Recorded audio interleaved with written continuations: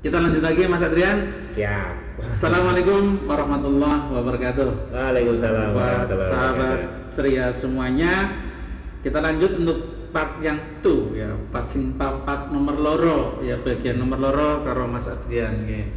Makin gayeng Mas Adrian. Dan ceritanya kita lanjut dalam acara Hit and Hop. Nah, ini ya, ini. Oke Mas Adrian, ini kita masih terkait dengan masalah puasa lah. Kita ngobrolnya masih tentang berpuasa ini. Tapi ada satu hal penting yang menurut saya amati itu agak sedikit gimana ya, agak sedikit beda gitu. Kalau hari-hari biasa kan sering kita lihat ya, orang sholat itu hanya sekedar ya mungkin lah ba'diyah, qobliyah di sini lain 5 waktu yang wajib gitu ya. Tapi di saat bulan puasa ini kita juga diperintahkan untuk lebih mendekatkan diri kepada Allah ya. Tadi untuk mendapatkan ampunan. Tetapi kudu sholat itu kan ada tambahan-tambahan banyak nih. Ada waktu kita diwajibkan untuk sholat sholat taraweh ya. Baik itu ada yang 11, ya sunat muakkad taraweh ada yang 11, ada yang 21, ada yang 36 ada ya gitu ya. Nanti gempor. Sebenarnya begini Mas, saya pengen lebih ngerti kita memandang bentuk sholat ini ya bagi kita itu sebenarnya bagaimana sih? Kaidah-kaidah sholat buat kita sendiri gitu loh, itu sebenarnya gimana? Jadi mungkin gini dulu ya, Kang Igun. Kang Igun ya, rada madang-madang mending lah, mampu banyu masane gitu. Sesuatu yang diwajibkan itu pasti akan lebih mendekatkan gitu ya. Contohnya mendekatkan maring Gusti Allah berarti ya. Memerintahkan kan gitu ya. Iya. Jadi ibaratnya perintah sholat itu kan turun saat yang wajib ya. Sholat yang wajib itu turun saat Mi'raj ya. Saat Nabi Muhammad SAW bertemu dengan Allah Subhanahu Wa Taala saat Mi'raj. Mi'raj itu sendiri terjadi di tahun yang disebut Amul Husni. Amul Husni ya, tahun kesedihan. Tahun kesedihan. Saat itu Nabi Muhammad dan keluarganya Bani Hashim itu diembargo. Diembargo itu tidak boleh berhubungan dengan dunia luar malah sama suku-suku Arab yang lain itu tidak boleh. Jadi benar-benar diembargo sampai digambarkan Nabi Muhammad itu mengganjal perutnya dengan batu karena memang nggak ada makanan. Perjuangannya ya. Kemudian pada saat itu kondisi sedang susah. Salah satu backing beliau secara pengaruh, paman beliau Abi Thalib meninggal.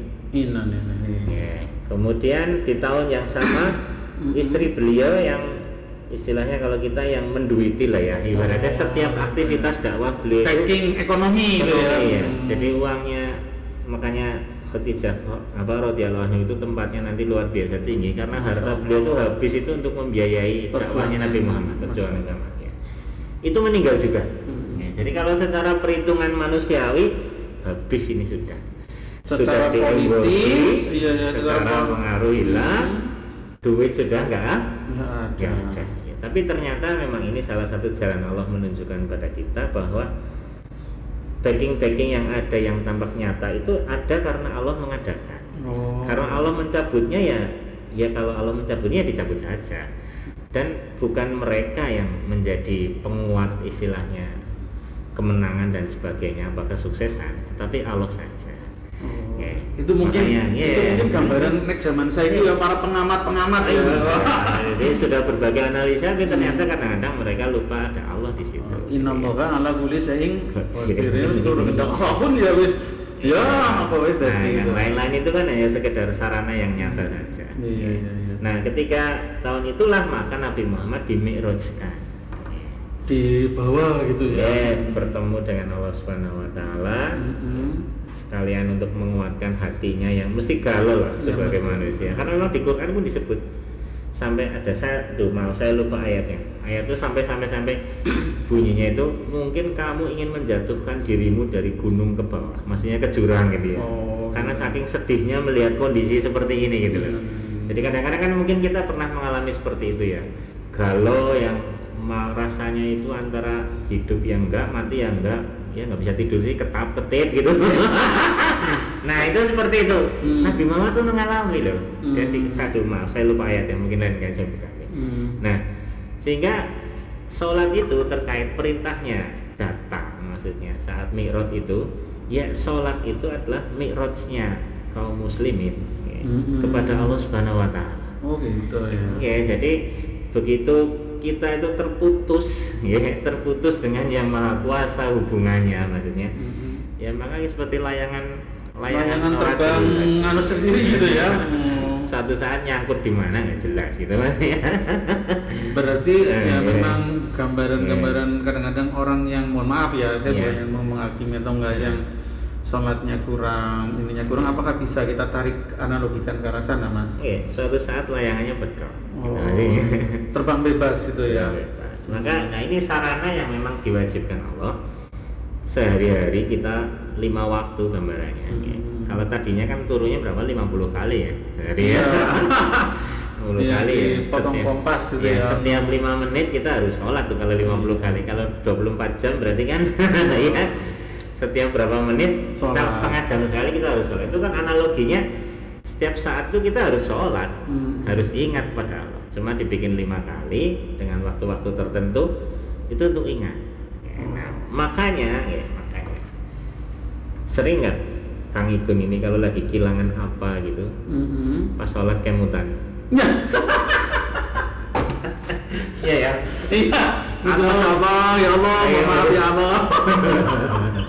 Ya emang sering masuk itu. Ya karena apa kita lagi mikir yang berat banget itu pas sholat tuh malah kayaknya tertata dengan rapi, bargi. Iya, kadang muncul ide malah kadang gitu loh. Masya Allah, ya Allah, maaf ya Allah. Jadi makin kurang ajar itu. Tapi itu sebuah petunjuk dari Allah bahwa yang kita lakukan sehari-hari yang mengganggu pikiran kita tidak melibatkan Allah di situ. Oh, Masya Allah. Ya, sehingga saat sholat ketika kita menghadap Allah, itu yang ditampakkan Allah. Kuwi lho jane sing dipikir bendina nang kowe. Oh, gitu ya Mas ya. Iya. Enggak, kalau mau dibaca di bukunya Imam Ibnul Qayyim Al-Jauziyah itu ada tentang itu. Jadi mengapa yang muncul dalam kehidupan sehari-hari itu muncul dalam sholat? Yaitu sebetulnya karena kita berarti saat kita melakukan itu Allah menegur bahwa kenapa itu muncul di sholat. Saat melakukan itu kita itu lupa nggak melibatkan Allah di situ. Kita tidak menyertakan ya. Sepertinya kayak kowe lho mendina kowe ngono ora tau ngajak-ngajak inyong yang ngono cemburu gitu ya. Oh dia ono masyaallah. Ya ono pikir darah gitu. Makanya saat kita menghadap Allah yang muncul itu, makanya Nabi Muhammad kan ngendika ngaten, Nabi Muhammad sallallahu alaihi wasallam ngendika, kalau muncul bayangan-bayangan seperti itu stop gitu ya.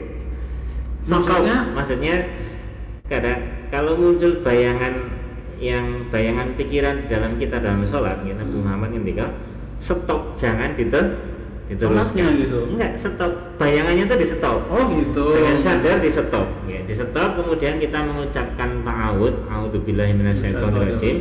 Kemudian meniup ke sebelah kiri 2 kali. Oh iya.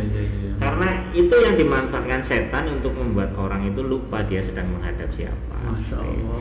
Nah, sehingga kalau kita bisa menyetop bayangan itu, misalnya lagi mau seminar apa ini, kan gitu ya pikirannya. Oh, wis siap burung sone khalifah wis dandan urung. Kayak gitu kan keluar di sholat jadinya kan gitu. Iya. Nah, klaimnya belum cair. Ya klaimnya belum cair, udah telat ngek gitu. Nah, itu stop gitu. Dengan menyetop itu di dalam sholat, sesungguhnya kita menempatkan Allah itu lebih besar daripada masalah itu.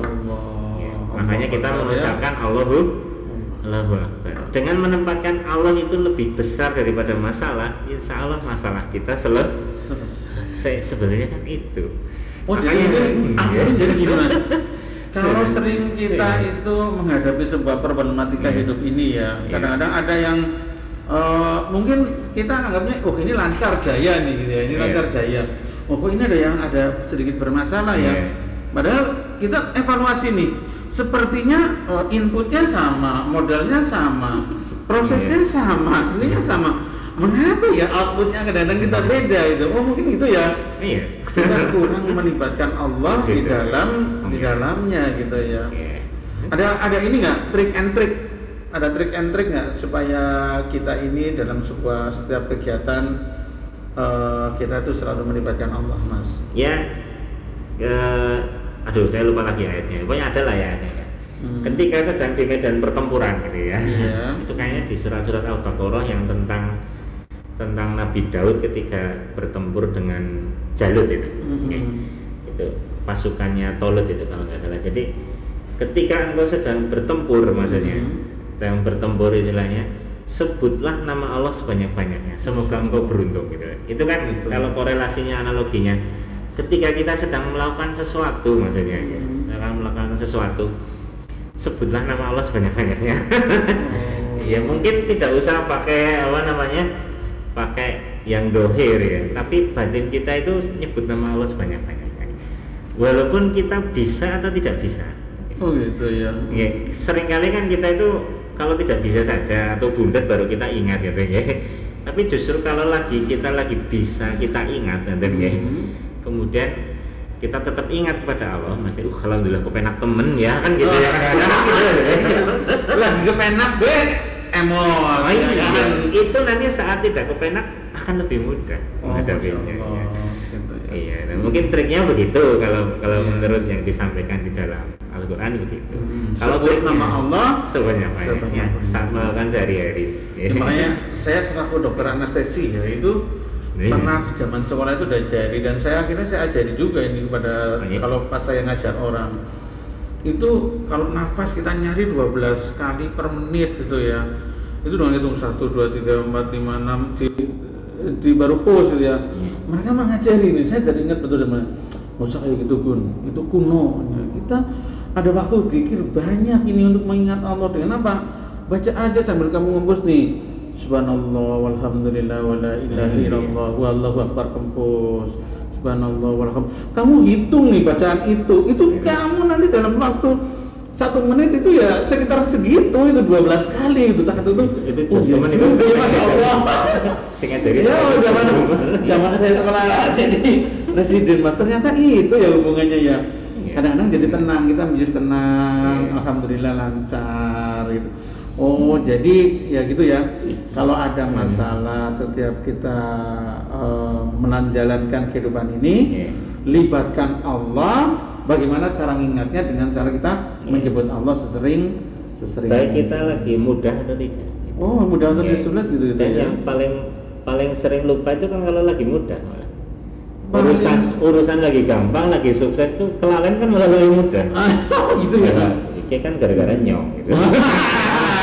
Itu dia. Iya. Inyongnya gue ya. Iya, itu sing malah lebih susah kan gitu. Tapi kalau lagi sulit orang akan lebih mudah. Oke. Maka sebelum kita dibikin sulit, itu. Nah Mas, ini juga asik ya, ini juga asik. Tadi kebetulan keluar kata-kata, nah kan karena inyong. Nah, ini kan berarti masalah ikhlas ya. Nanti kan kali saya ngobrol masalah inilah gitu, masalah ikhlas. Dan kira kita ngobrol masalah ikhlas Mas. Tapi oke lah buat teman-teman sahabat ceria semuanya. Ini ternyata cukup asik kita gitu. Karena kita dalam problematika hidup ini kadang kita itu mudah untuk berhasil ya, tapi kadang itu kita sulit gitu ya, sulit untuk berhasil atau dengan modal yang sama, jalan yang sama, tetapi menghasilkan sebuah output yang berbeda.